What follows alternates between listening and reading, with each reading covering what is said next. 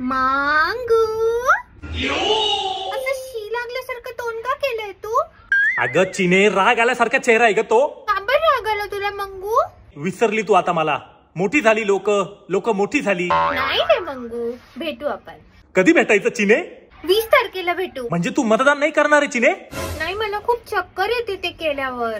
अगं चिने, ते रक्तदान असतं ग, मी मतदान म्हणतोय, मतदान. हा, ते केल्यावर पण येते चक्कर. लाईन मध्ये उभं राहावं लागतं ना. अगं चिने, जा मतदान कर आणि योग्य उमेदवाराला निवडून दे. पण मंगू, आमच्या इथे योग्य नावाचं कोणीच उभं नाहीये रे.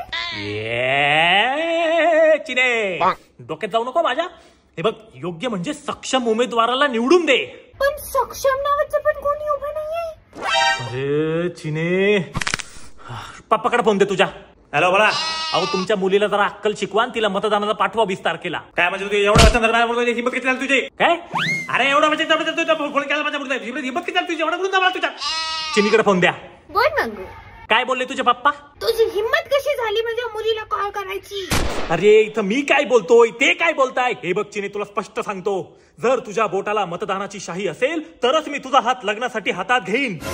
मंगू, पायाच्या बोटाला लावली तर चालेल का शाही? मी नेल एक्सटेन्शन केलेत ना.